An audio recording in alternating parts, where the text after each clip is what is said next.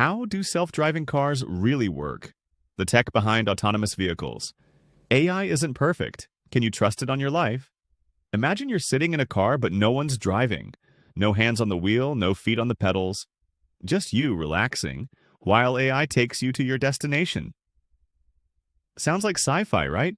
But self-driving cars are already on the roads. How do they work? And are they really safe?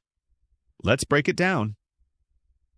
At the heart of every self-driving car is artificial intelligence, AI.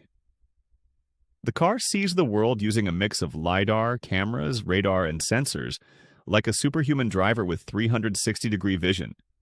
These sensors feed data to an onboard AI, which processes millions of decisions per second. Should it stop?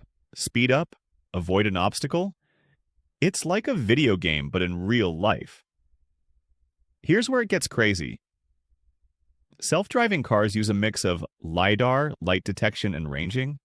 Think of it as laser vision, scanning the surroundings in 3D cameras and computer vision, reading road signs, traffic lights, and even hand gestures, radar and ultrasonic sensors, detecting speed and distance even in fog or rain.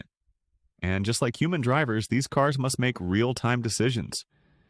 They predict what's next using machine learning, kind of like how you guess if someone is about to cross the road. Now, the big question, are they safe? Most self-driving systems are still in level 2 or 3 automation, meaning humans still need to pay attention.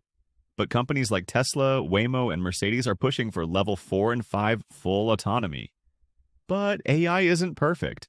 Self-driving cars struggle in unpredictable situations, like road construction, emergency vehicles, or even people dressed like traffic cones. So, would you trust an AI to drive you around? Let me know in the comments. Self-driving cars are changing the future of transportation. But are they ready for everyday use?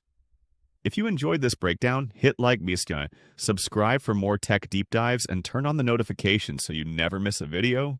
See you in the next one. Tech fam.